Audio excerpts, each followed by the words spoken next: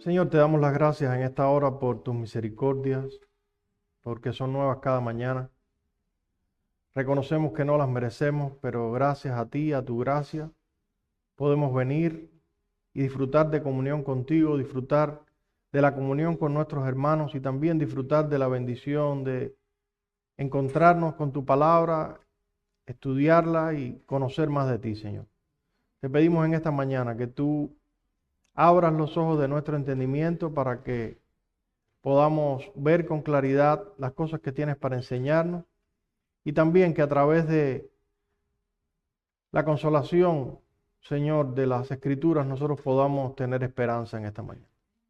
En el nombre de Cristo pedimos estas cosas. Amén. Bien, hermanos, como todos saben, estamos inmersos en nuestra iglesia en el estudio de la Confesión de Fe Bautista de Londres de 1689, que es la confesión que nuestra iglesia suscribe como una expresión general de las doctrinas que nosotros creemos. Y noten que digo que este no es un documento que tenemos como norma de fe, sino como una expresión general de nuestra fe.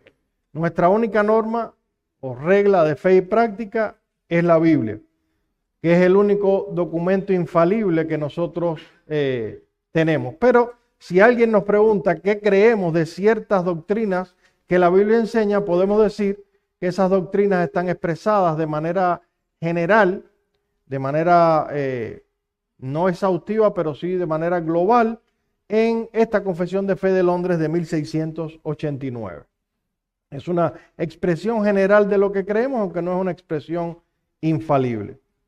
Por eso los pastores han decidido tomar un tiempo en las clases dominicales para considerar este documento, al cual ya le hemos dedicado varios meses. Hasta el momento nosotros hemos visto los primeros 9 capítulos de esta confesión y en el día de hoy nosotros vamos a estar considerando el capítulo 9 de la confesión, el capítulo 10 de la confesión, que tiene que ver con el tema del llamamiento eficaz. El llamamiento eficaz.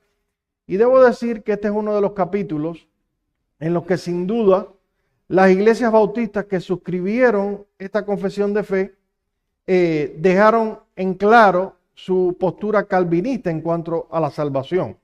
La pregunta que responden los autores de la confesión de fe en este capítulo es la siguiente. ¿De quién depende en última instancia que un individuo sea salvo? ¿Depende de Dios o depende del hombre? Básicamente, en torno a esta pregunta va a girar este capítulo que tiene que ver con el llamamiento eficaz. Como veremos, los autores responden esta pregunta contundentemente desde una perspectiva calvinista, dejando con claridad que la salvación no es otra cosa que iniciativa de Dios y por tanto depende de Él.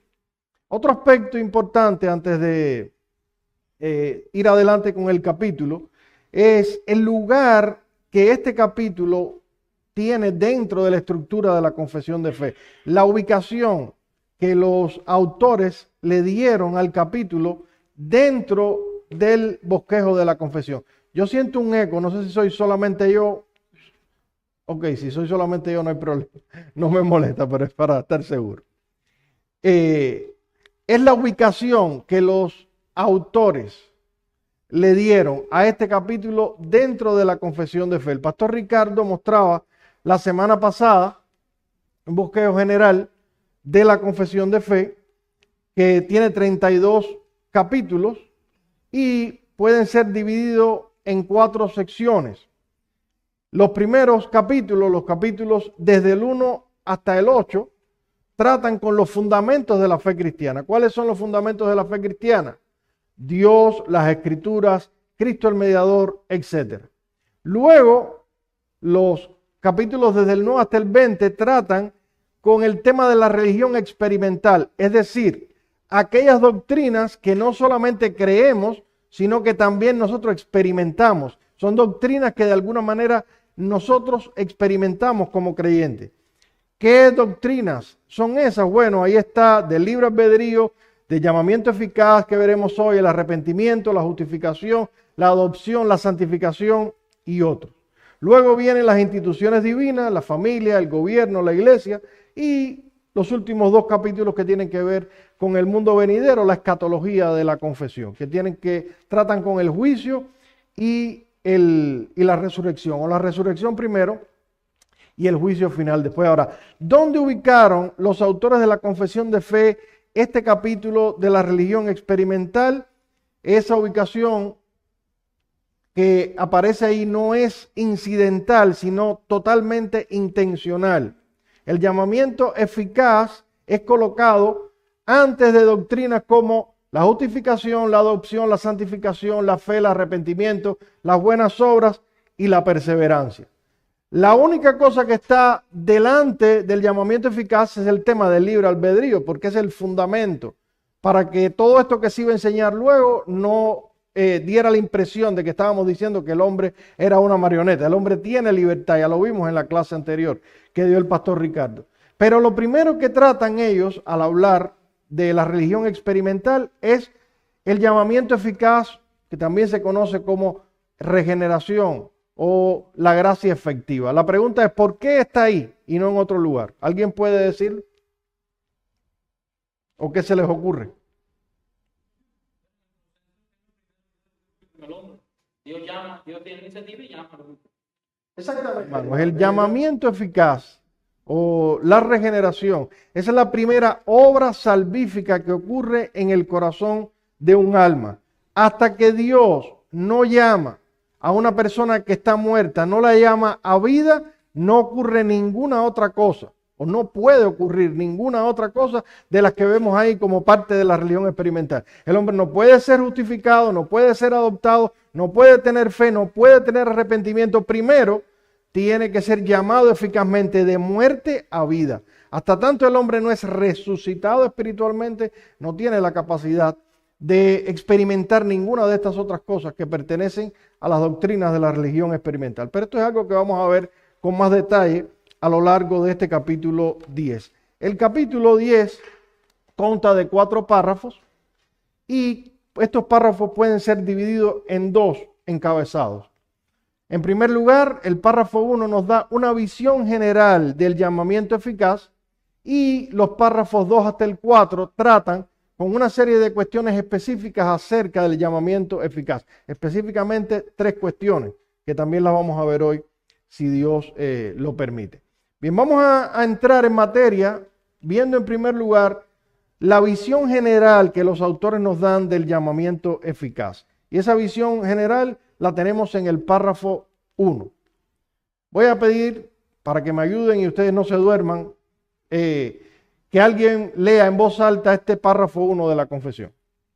Aquellos a quienes Dios ha predestinado para vida tienen a bien en su tiempo señalado y aceptable llamar eficazmente por su palabra y espíritu, sacándolos del estado de pecado y muerte en el que están por naturaleza y llevándolos a la gracia y la salvación por Jesucristo, iluminando de modo espiritual y salvador sus mentes, a fin de que comprendan las cosas de Dios, quitándoles el corazón de piedra y dándoles un corazón de carne, renovando sus voluntades y, por su poder omnipotente, induciéndoles a querer hacer lo bueno y llevándoles eficazmente a Jesucristo, pero de modo que acuden a Él con total libertad, habiendo recibido por la gracia de Dios la disposición para hacerlo.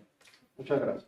Y hay por lo menos 7 cosas en este párrafo que vamos a intentar ver muy brevemente. 7 cosas. En primer lugar, vemos allí los receptores de este llamamiento. Los receptores de este llamamiento. ¿Quiénes son los receptores del llamamiento eficaz según los autores de la confesión?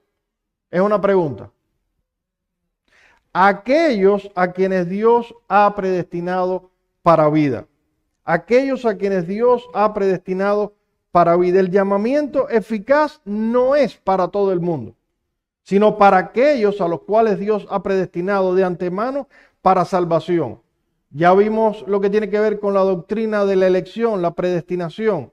Eso ocurre ¿cuándo? ¿Cuándo ocurre la predestinación? En la eternidad pasada. ¿Y cuándo ocurre el llamamiento eficaz? En el tiempo. Es decir, que el llamamiento eficaz no es más que el cumplimiento de aquello que Dios se propuso en la eternidad pasada con respecto a nuestra salvación. Ahora bien, Eso no quiere decir que los no elegidos o predestinados no pueden ser llamados en un sentido a salvación. Porque la Biblia habla de dos tipos de llamamiento. ¿Cuáles son esos tipos de llamamiento? Hay un llamamiento general a salvación, dice Hechos 17:30, que Dios, habiendo pasado por alto los tiempos de esta ignorancia, ahora manda a todos los hombres en todo lugar a que se arrepientan. Así que hay un llamamiento que es para todo el mundo. Ese llamamiento es general, es un llamamiento que llega a todo hombre que escuche el evangelio. Sin embargo, hay otro llamamiento, que es el que estamos considerando aquí, que es el llamamiento eficaz a salvación. Este otro llamamiento es exclusivamente para los elegidos.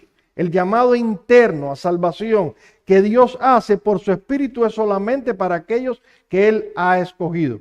Por solo citar un texto, Romanos capítulo 8, 28 al 29. Alguien que lo lea, por favor, en voz alta. Todas las cosas les ayudan a bien. Esto es, a los que conforme a su propósito son llamados. Porque a los que antes conoció, también los predestinó para que fuesen hechos conformes a la imagen de su Hijo, para que Él sea el primogénito entre muchos hermanos. Y a los que predestinó, a estos también llamó. Y a los que llamó, a estos también justificó. Y a los que justificó, a estos también glorificó. Este texto, Dios tiene un propósito con un grupo de personas. Y de acuerdo a ese propósito, en el verso 28 se dice que Él los llama. Y luego se dice quiénes son esas personas a las cuales Él llama. Y no son otras que aquellas a las que Él predestinó. Las mismas personas que fueron predestinadas son las mismas a las cuales Dios llama. Y dicho sea de paso, son esas y solo esas las que son justificadas y también glorificadas. Así que, hermanos, el llamamiento eficaz es específicamente para aquellos a quienes Dios ha elegido para salvación. En segundo lugar, vemos al autor de este llamamiento. El autor de este llamamiento no puede ser otro que el propio Dios, Dios el Padre. Dice primero los Corintios 1:9, fiel es Dios por el cual fuisteis llamados a la comunión con su Hijo Jesucristo nuestro Señor. El llamamiento eficaz o la regeneración es una obra de Dios y solo de Dios. Y eso es importante. Pero no vamos a ahondar en eso ahora porque el párrafo 2 nos habla con más detalle de este asunto de forma particular. Así que vamos a ver en tercer lugar la ocasión del llamamiento. La ocasión del llamamiento. Dice este párrafo que aquellos a quienes Dios ha predestinado para vida tiene a bien a su tiempo señalado y aceptable llamar eficazmente. No solo Dios determinó que íbamos a ser salvos, sino que también determinó cuándo, en qué momento, en qué circunstancias nosotros íbamos a ser salvos. Cada uno de nosotros tiene un momento aceptado y señalado, un momento adecuado, apropiado para venir a los pies de Jesucristo. Y uno puede, cuando uno considera las maneras tan diversas en las que Dios trae a individuos a la salvación en la historia de la Biblia y en nuestra propia historia, cuando uno considera eso, definitivamente uno se da cuenta que Dios está guiando los hilos de la historia para que estemos en el momento apropiado, en el lugar apropiado para recibir el mensaje apropiado. Por ejemplo, Dios mandó a Esteban al desierto a juntarse a un carro donde había una persona leyendo el libro de Isaías. Felipe. Leyendo el libro de Isaías, simplemente para que escuchara lo que estaba diciendo y se diera una conversación apropiada. Cristo desvió su camino hacia Jerusalén para pasar por Samaria, para coincidir exactamente en el momento en que una mujer iba a sacar agua del pozo y él le pudiera ofrecer el agua de vida. Lidia fue llevada al río en el momento en el que Pablo iba a estar allí compartiendo la palabra para que Dios pudiera abrir su corazón. Y así tenemos historias y cada uno de nosotros tiene su historia. Quizás recuerdan la famosa historia de Spurgeon, que fue a probar un lugar, el auditorio de un sitio donde él iba a predicar, y había alguien haciendo unos arreglos en el techo. Él no lo sabía, pensaba que estaba solo. Y Spurgeon dijo 3 veces en voz alta para probar la acústica del lugar: he aquí el Cordero de Dios que quita el pecado del mundo. Lo dijo 3 veces. Y eso fue lo que Dios utilizó para que aquella persona entendiera que necesitaba del perdón que hay en Jesucristo. Dios tiene su tiempo señalado y apropiado para traernos a salvación, y Él usa sus caminos y su providencia para que eso ocurra. En cuarto lugar, los autores nos hablan de la eficacia de este llamamiento. Este es un llamamiento eficaz, nos dicen ellos. Es un llamamiento eficaz. Dios en su momento aceptable nos llama eficazmente. Eficazmente. Cuando los autores utilizan aquí el término eficaz, están haciendo referencia a un tipo de llamado que no puede ser rechazado. Es un llamamiento que cuando viene al pecador tiene que ser aceptado. Por eso es eficaz. En otras palabras, aquí los autores están exponiendo lo que comúnmente se conoce como la doctrina de la gracia, ¿qué? De la gracia irresistible. Si a usted no le gusta el término irresistible, lo respetamos. Usted puede decir que es la gracia efectiva, la gracia eficaz. Yo respeto a los autores que no les gusta ese término, pero déjenme decir una cosa. En la Biblia se enseña que nuestro Dios es un Dios irresistible. Esa es una característica distintiva de nuestro Dios. Nuestro Dios está en el cielo, dice el Salmo 115:3, y todo lo que quiso ha hecho. Si eso no es ser irresistible, no sé qué otra cosa puede ser. Y Daniel 4:35 dice: todo lo que quiere lo hace en el cielo y en la tierra, y no hay quien detenga su mano y le diga ¿qué haces? Es decir, Dios decide lo que va a hacer y nadie puede cuestionarlo siquiera y decirle ¿por qué estás haciendo lo que haces? Definitivamente hay irresistibilidad en Dios. Dice el teólogo Charles Hodge, ya hablando de el tema del llamamiento, dice: cuando Dios llamó a los hebreos para que fueran su pueblo, vinieron a ser su pueblo. Cuando alguien era llamado a ser profeta, venía a ser profeta. Cuando Pablo fue llamado a ser apóstol, vino a ser apóstol. Y los llamados a ser santos vienen sin dudas a ser santos. Cuando Dios llama a una persona a salvación, esa persona tiene que venir a salvación. Ahora, ¿cómo luce esta doctrina del llamamiento eficaz en la práctica? ¿Cómo acontece? ¿Cómo sucede? Déjenme ponerles 2 ejemplos bíblicos para que lo veamos más gráficamente. Primero, Hechos 16, 13 al 15 y luego Hechos 13, 48. Hechos 16, 13 al 15, alguien que por favor lo lea en voz alta. Un día de reposo salimos fuera de la puerta junto al río, donde solía hacerse la oración, y sentándonos hablamos a las mujeres que se habían reunido. Entonces una mujer llamada Lidia, vendedora de púrpura de la ciudad de Tiatira, que adoraba a Dios, estaba oyendo. Y el Señor abrió el corazón de ella para que estuviese atenta a lo que Pablo decía. Y cuando fue bautizada y su familia, nos rogó diciendo: si habéis gustado que yo sea fiel al Señor, entrar en mi casa y posar, y nos obligó a quedarnos. ¿Cómo luce el llamamiento eficaz en la práctica? Bueno, tal y como acabamos de leerlo.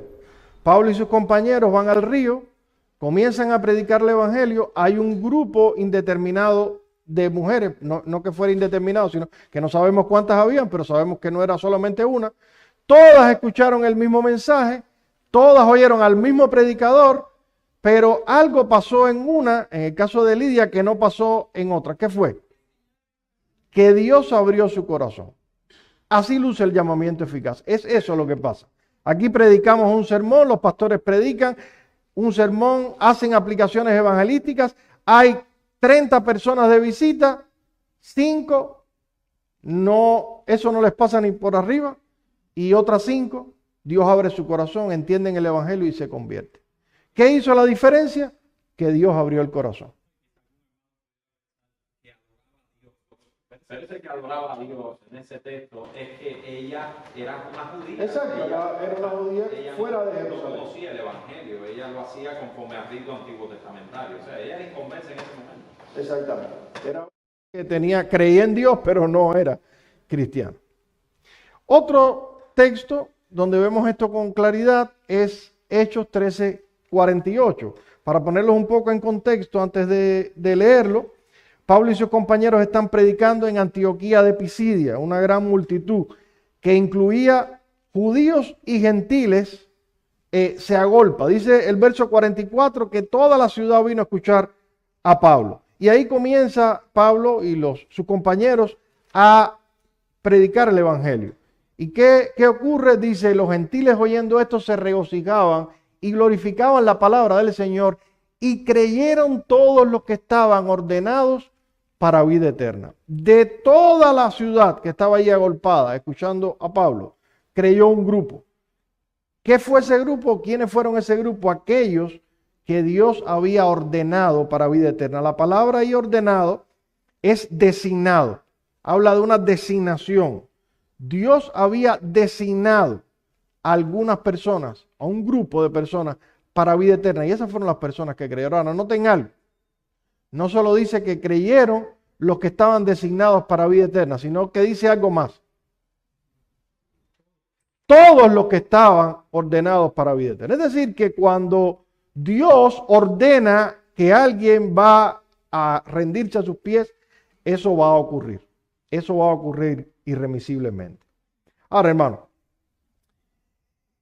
cuando decimos que el llamamiento eficaz, o la gracia, o la regeneración, o el llamado, no puede ser resistido, con esto no estamos diciendo que en un momento determinado un incrédulo no pueda resistir a la predicación y no pueda resistir incluso al Espíritu Santo y al llamado general que Dios hace a través del Espíritu Santo en ocasiones a personas. Por ejemplo, en Hechos 7:51 nosotros leemos que Esteban le dice a los judíos que intentaban acusarle en ese momento: duros de cerviz e incircuncisos de corazón y de oídos, vosotros resistís siempre al Espíritu Santo, como vuestros padres también lo hicieron.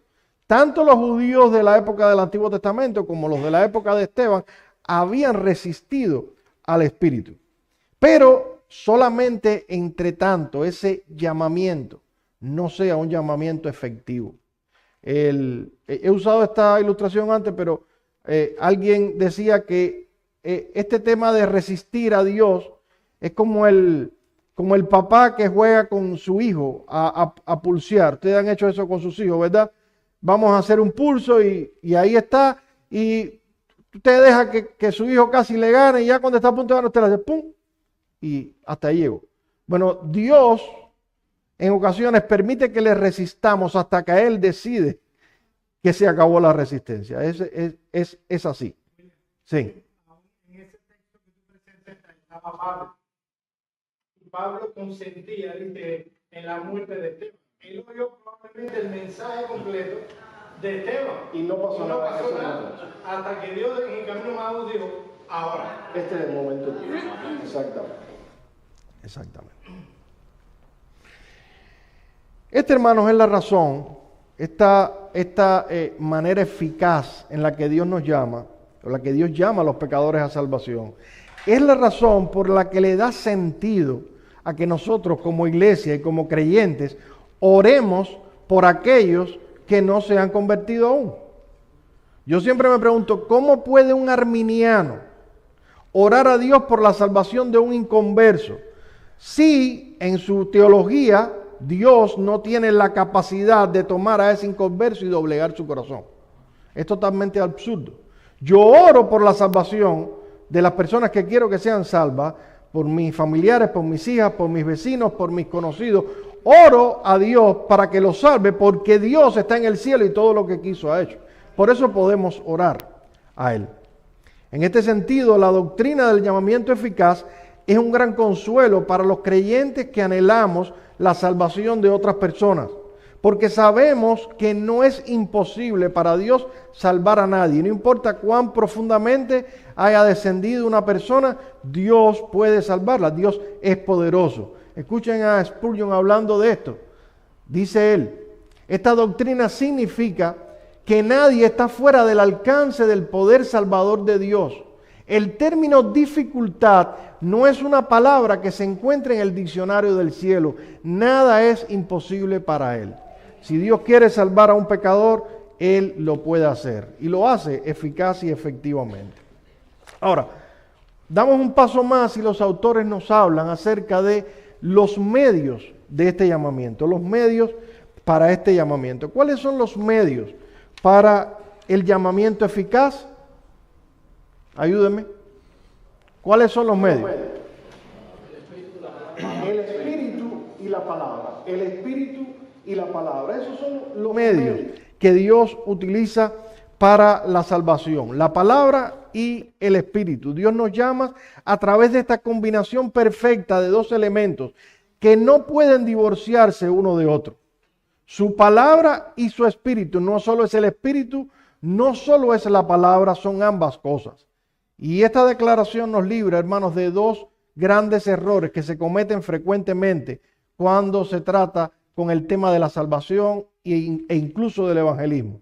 Es por un lado el racionalismo y por otro lado el misticismo. Los racionalistas hacen énfasis en la palabra solamente. Ellos creen que para que una persona se convierta, lo que más importa, y es casi lo único que importa, es que el mensaje sea correcto, que sea dicho de la manera que debe ser dicha, en el momento y con todo lo que debe contener el mensaje. Si decimos lo que debemos decir, de la manera en que debemos decirlo, eso debe dar resultado. Y eso es un error en el que podemos caer muy fácilmente. ¿Sabes quiénes podemos caer muy fácilmente en ese error? Los padres que estamos criando hijos. A veces pensamos que si hacemos las cosas correctas, enseñamos a nuestros hijos, yo les enseñé el catecismo, la confesión de fe, teología reformada, en mi casa se hacía el culto familiar todos los días, pues eso debe dar un resultado positivo y nuestros hijos deben salvarse. Bueno, hermano, eso es racionalismo. Eso es racionalismo, porque una parte es la que hace la palabra y otra parte es la que hace el Espíritu. Ahora, también está el otro extremo, es el extremo del misticismo. El énfasis entonces está en la obra del Espíritu y no importa el tema de la palabra. No importa lo que usted diga, no importa, no hay que poner atención al mensaje, no hay que preparar un mensaje. De hecho, algunos apelan al texto de que Dios dice, abre tu boca y yo la llenaré, y párate en el púlpito y dilo primero que Dios ponga en tu corazón, y el Espíritu hará la obra. No vemos justificación para eso, tampoco en las Escrituras. De hecho, algunos ni siquiera piensan que necesitan la palabra. Algunos piensan que Dios puede revelarse por otras vías, por sueños, por visiones, por revelaciones directas. No es necesaria ni siquiera la palabra en ningún sentido. Pero los autores de la confesión nos dicen que una combinación de ambas cosas apropiada, el Espíritu y la palabra, es lo que se necesita para que Dios llame eficazmente a un pecador. Los pastores de la iglesia deben preparar sus sermones, deben dedicarle tiempo a estudiar la Biblia, y la iglesia debe orar para que Dios use esa preparación de los pastores a la hora de exponer la palabra. Ambas cosas deben estar en armonía. Son muchos los pasajes que pudiéramos citar para esto, pero creo que este vale la pena leerlo. Primera Tesalonicenses 1, 4 al 5. Alguien que lo lea en voz alta, por favor. Pues nuestro evangelio no llegó a vosotros en palabras solamente, sino también en poder, en el Espíritu Santo y en plena certidumbre, como bien sabéis, cuando fuimos entre vosotros por amor de vosotros. Noten que Pablo dice que él les predicó a los tesalonicenses y su mensaje no comprendió solamente ¿qué? No solamente palabras, ahora comprendió palabras. No solamente palabras, pero comprendió palabras. Y además de las palabras, ¿qué otra cosa? El poder del Espíritu Santo. El poder del Espíritu Santo. Esa es la combinación apropiada. La palabra y el poder del Espíritu. En sexto lugar, los autores nos hablan, y estamos corriendo, hermano, porque es bastante material. Los autores nos hablan de la transición que ocurre en el llamamiento. La transición que ocurre en el llamamiento. ¿Cuál es la transición que ocurre en el llamamiento? Dice, sacándolos del estado de pecado y muerte en que están por naturaleza, llevándolos a la gracia y la salvación por Jesucristo. ¿Cuál es la transición que ocurre? ¿Qué es lo que pasa en esencia, en pocas palabras, en el llamamiento eficaz? Lo que pasa es que ocurre el milagro de la resurrección espiritual. De un estado de muerte pasamos a un estado de vida. Esa es la transición que ocurre en el llamamiento. Somos resucitados, somos trasladados de muerte a vida. Dice Pablo en Efesios 2, 1 al 5. Alguien que lo lea rápidamente. Es largo, pero vale la pena leerlo completo. Y Él os dio vida a vosotros cuando estabais muertos en vuestros delitos y pecados, en los cuales anduvisteis en otro tiempo, siguiendo la corriente de este mundo, conforme al príncipe de la potestad del aire, el espíritu que ahora opera en los hijos de desobediencia, entre los cuales también todos nosotros vivimos en otro tiempo en los deseos de la carne, haciendo la voluntad de la carne y los pensamientos. Y éramos por naturaleza hijos de ira, lo mismo que los demás. Pero Dios, que es rico en misericordia, por su gran amor con que nos amó, aun estando nosotros muertos en pecado, nos dio vida juntamente con Cristo. Por gracia sois salvos. ¿Cuándo nos dio vida juntamente con Cristo? Cuando estábamos muertos en nuestros delitos y pecados. Eso lo repite el verso 1 y luego el verso 5. Hermanos, lo que tiene que ocurrir para que seamos salvos en primera instancia es que Dios nos resucite y nos traslade del reino de la muerte al reino de la vida. La mejor ilustración que podemos ver en las Escrituras para esto es a Cristo resucitando a Lázaro. Ahí está Lázaro, 3 días muerto, ya apestaba. La hermana le dijo, Señor, ya hiede, ya no hay remedio. Y Cristo se paró y dijo, Lázaro, ven fuera. ¿Y qué pasó? Lázaro vino fuera. Eso es lo mismo que pasa con nosotros. Eso es lo que pasa en nuestras almas en el sentido espiritual. Estamos putrefactos, ya no servimos para nada. Y en medio de nuestra mortandad, Dios nos dice, ven fuera. Ven de muerte a vida. Y eso hace toda la diferencia. En último lugar, séptimo lugar, los autores nos hablan de la operación de este llamamiento. La operación. ¿Cómo se opera este llamamiento en nuestras almas? ¿Cómo se opera? Alguien que lea lo que está en amarillo, por favor.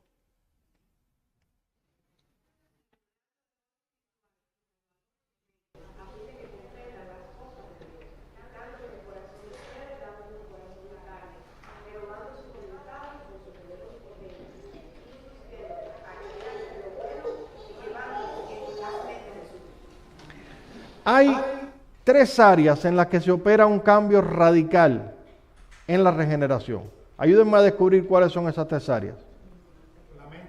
La mente, la voluntad, y antes hay algo entre las dos. Sí, los afectos. Intelecto, afectos y voluntad. Esas 3 cosas son cambiadas en nuestra regeneración o en el llamamiento eficaz. Dicen los autores, primero, iluminando de modo espiritual y salvador sus mentes, a fin de que comprendan las cosas de Dios. No comprendíamos las cosas de Dios. El hombre espiritual no puede percibir las cosas de Dios.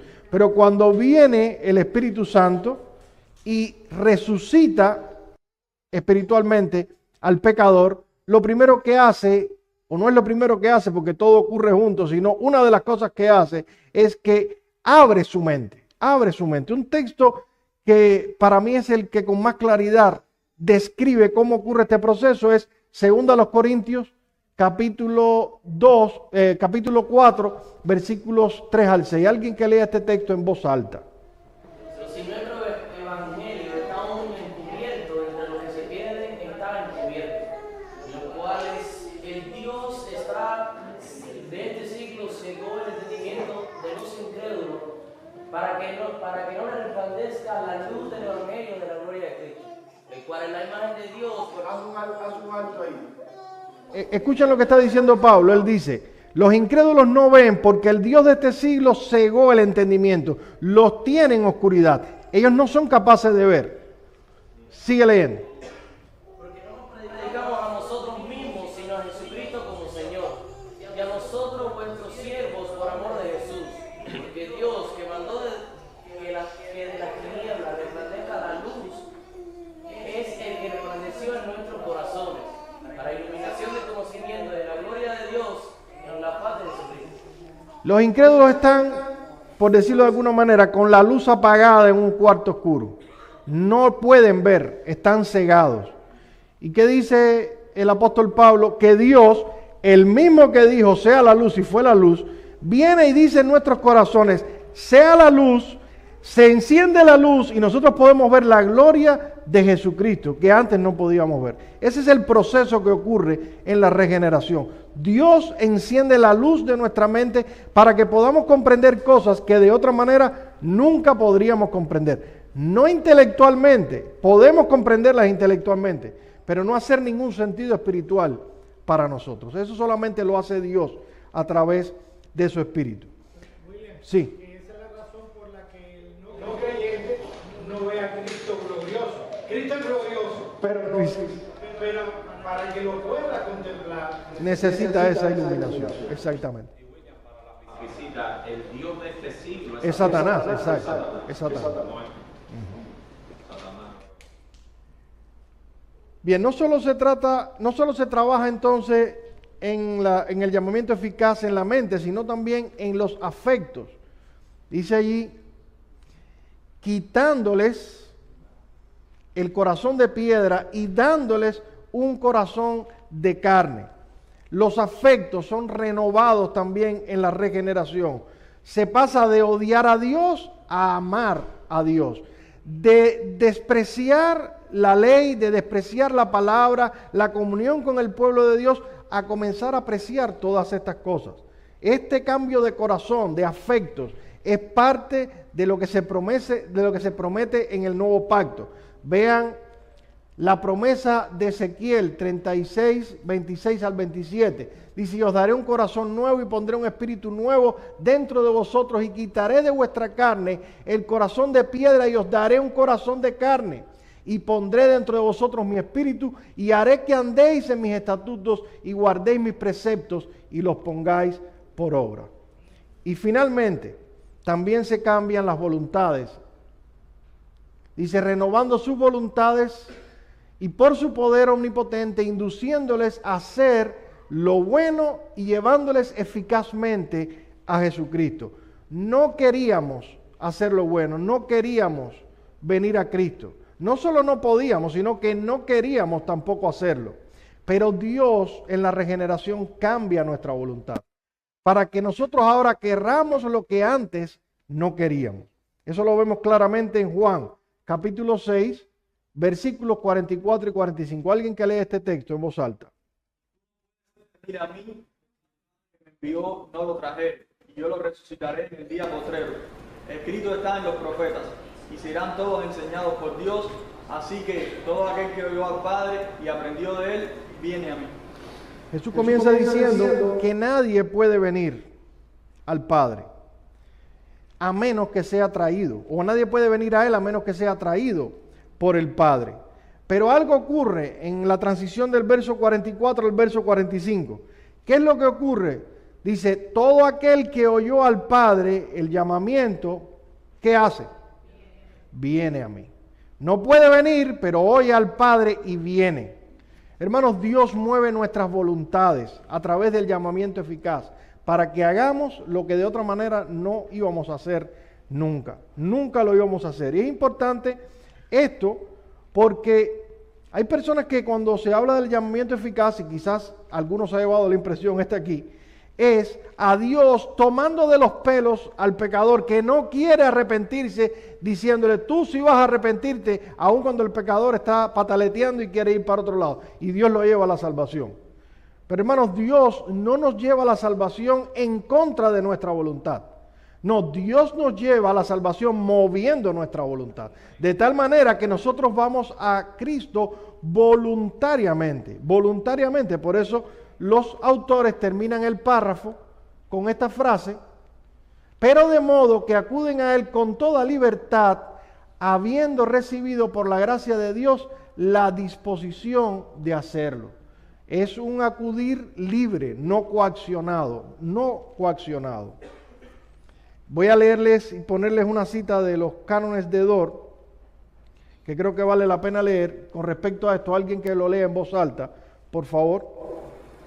Cuando Dios lleva a cabo su beneplácito en los predestinados y obra en ellos la conversión verdadera, lo lleva a cabo de tal manera que no solo hace que se les predique exteriormente el Evangelio, y que se les alumbre poderosamente su inteligencia por el Espíritu Santo, a fin de que lleguen a comprender y distinguir rectamente las cosas que son del Espíritu de Dios, sino que Él penetra también hasta las partes más íntimas del hombre con la acción poderosa de este mismo Espíritu regenerador.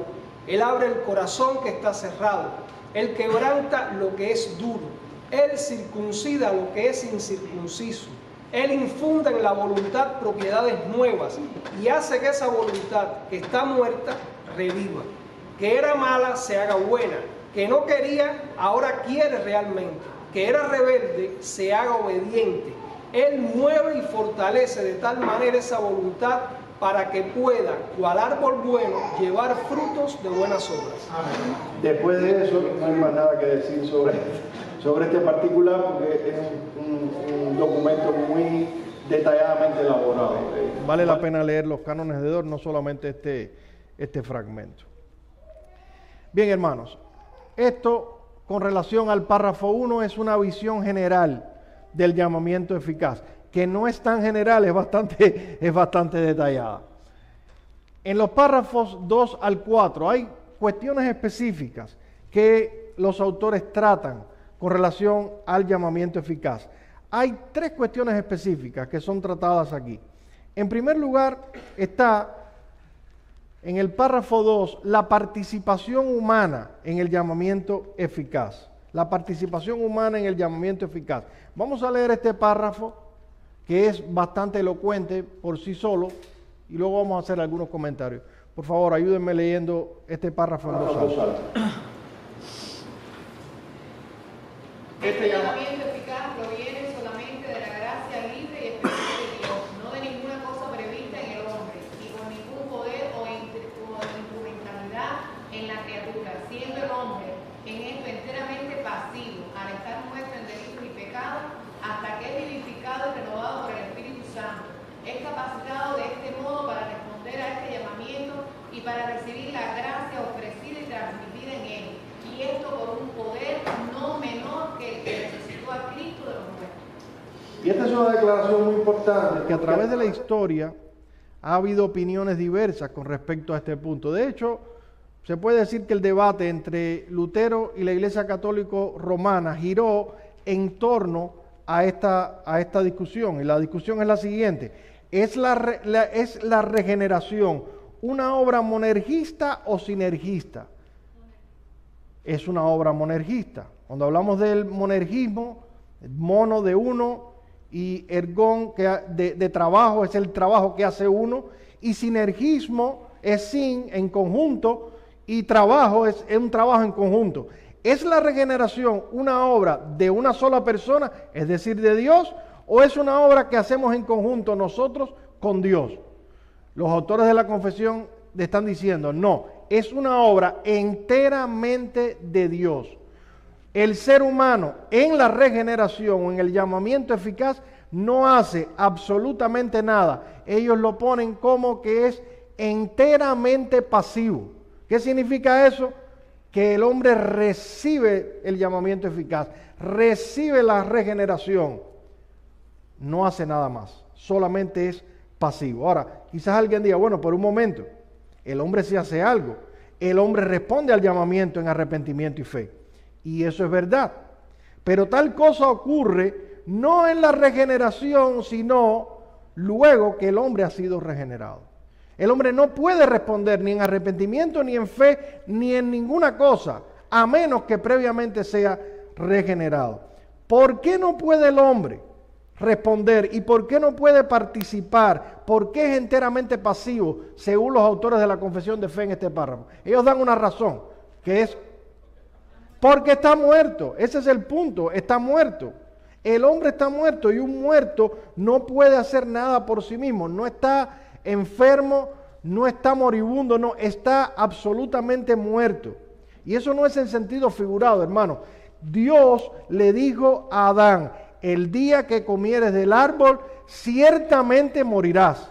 Y eso fue lo que pasó. Adán murió espiritualmente.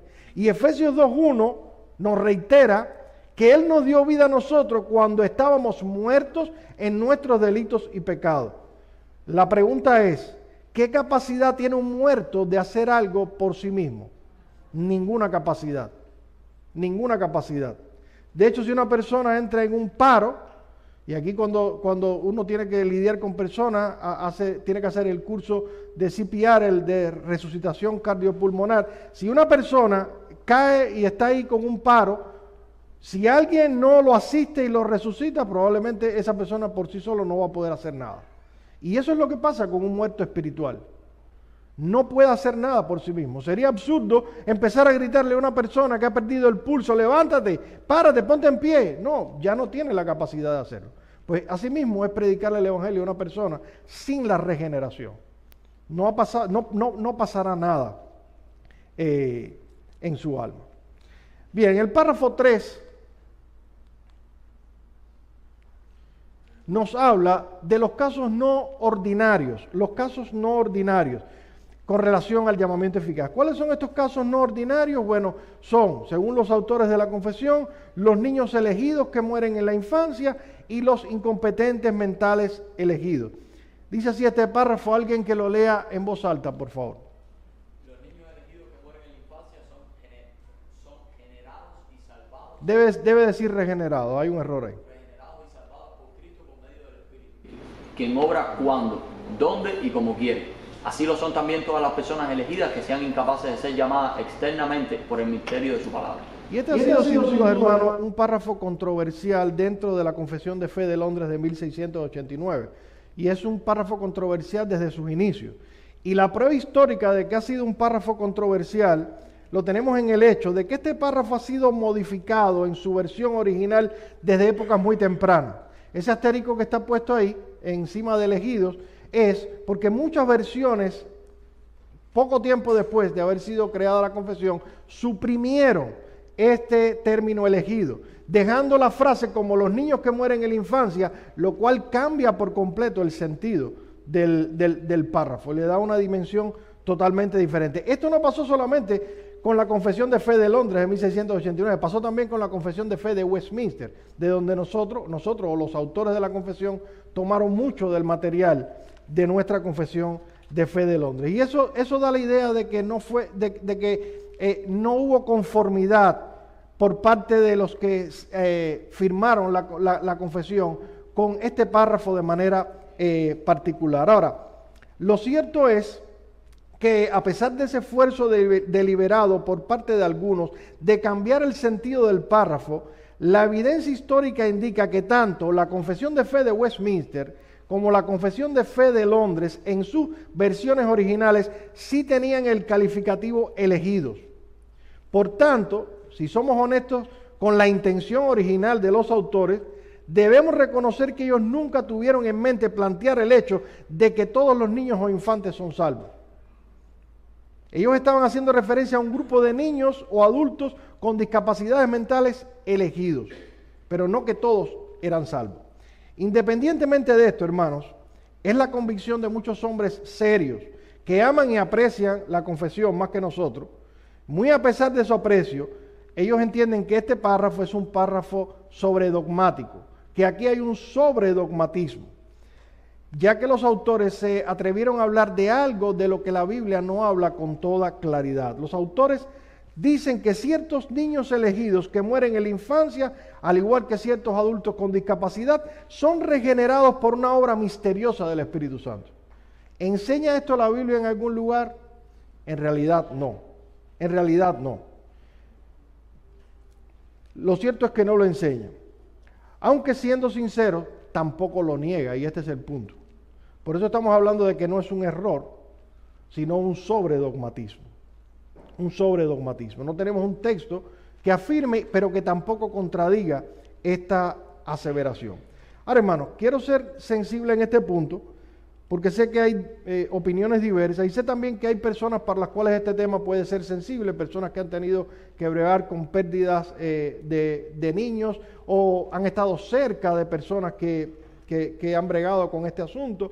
Nosotros no estamos diciendo que los niños que mueren en la infancia no sean salvos. Y es importante que entendamos esto. No estamos diciendo. De hecho, mis convicciones personales acerca de la bondad, la misericordia y la justicia de Dios me hacen pensar muy firmemente que sí lo son, que sí son salvados por la misericordia de Dios. Pero no puedo decirles así dice el Señor. Y ese es el punto que estamos trayendo aquí. La confesión plantea el asunto como así dice el Señor. Nosotros decimos, bueno, en realidad la Biblia no dice puntualmente nada acerca de este tema. Los autores de la confesión apoyan esta declaración con un solo texto. Básicamente Juan capítulo 3, versículo 8.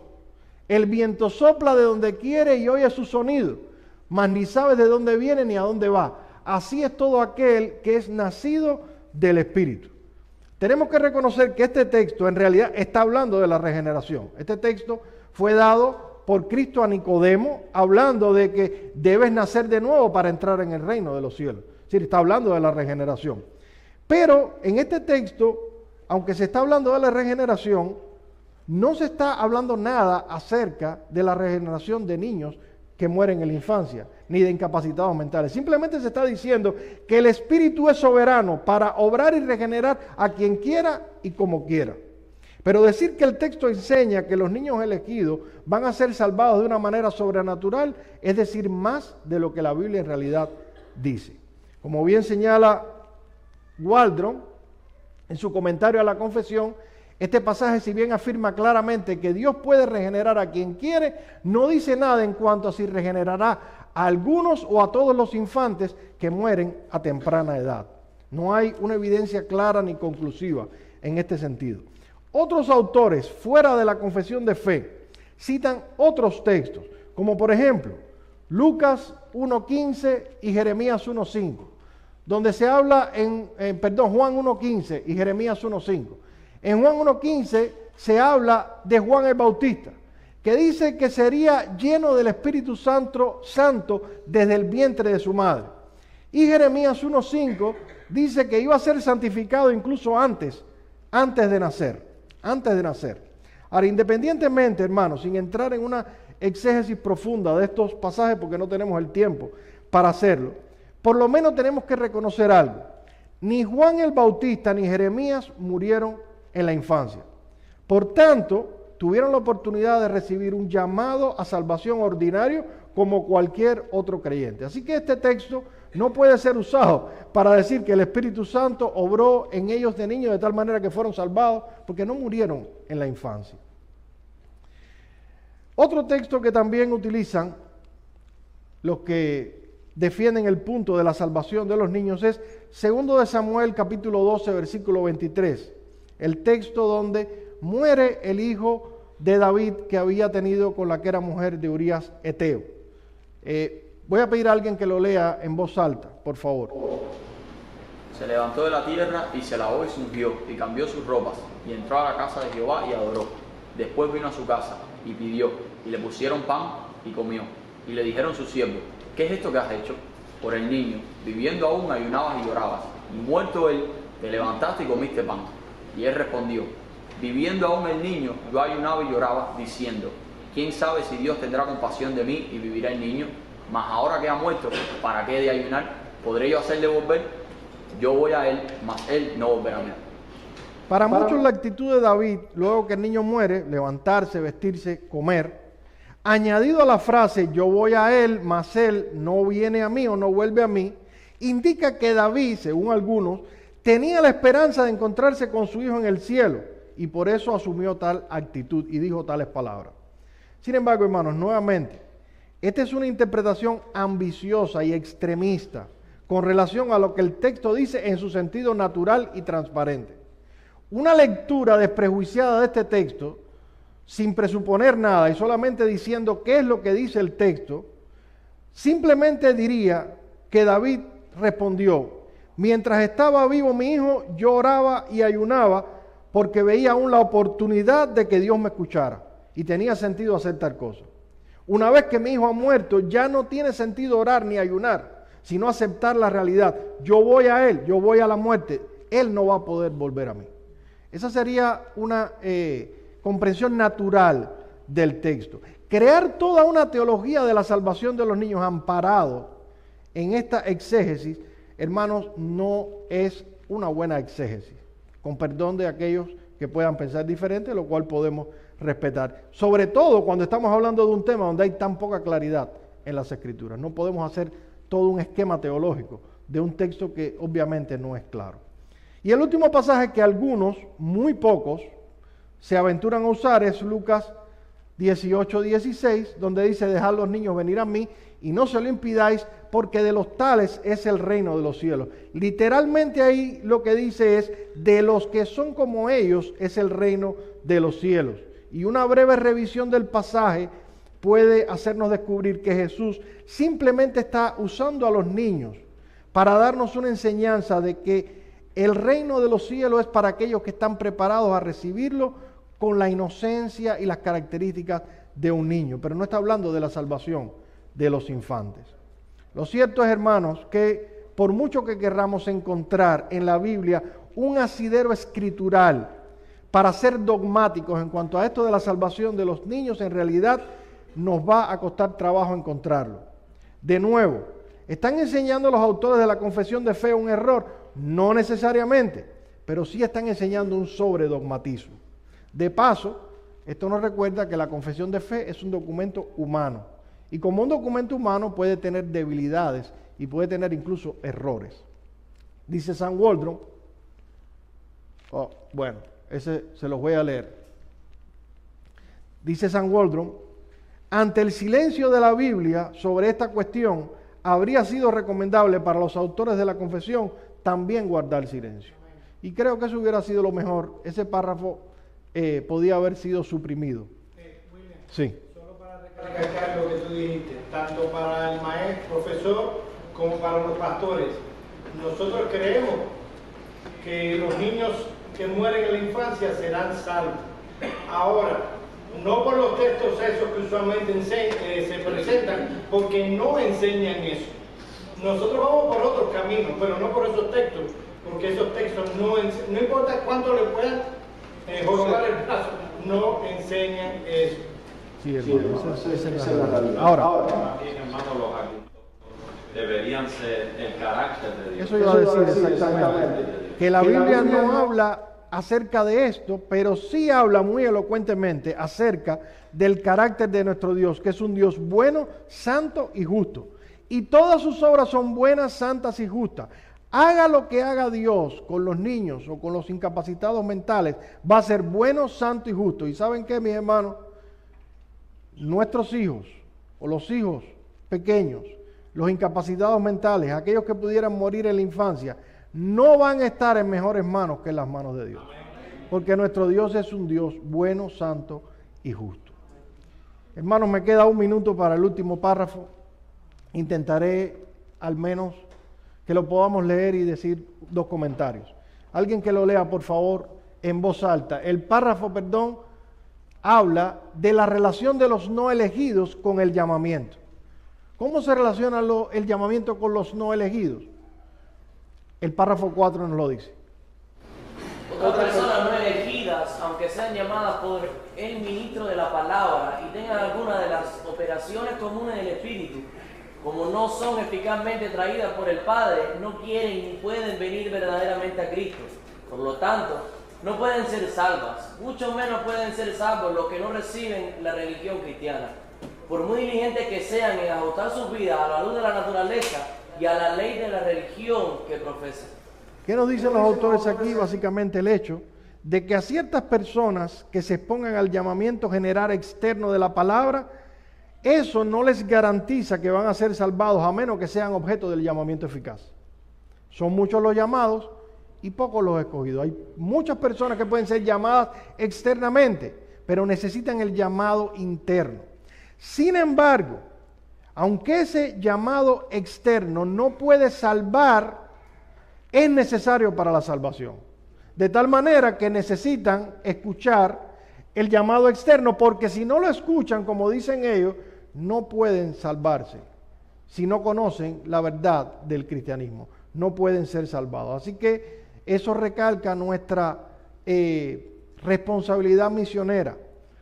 El llamamiento eficaz no es un obstáculo para nuestra responsabilidad misionera, al contrario, es un incentivo. Debemos ir y predicar, porque el llamado general es el contexto en el que Dios hace efectivo su llamado interno a salvación y su llamamiento eficaz. Hermanos, son las 10. De esto se puede decir muchísimo más, pero lamentablemente el tiempo se nos ha ido.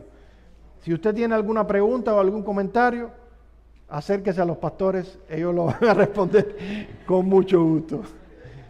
Vamos a orar y vamos a terminar así nuestra clase.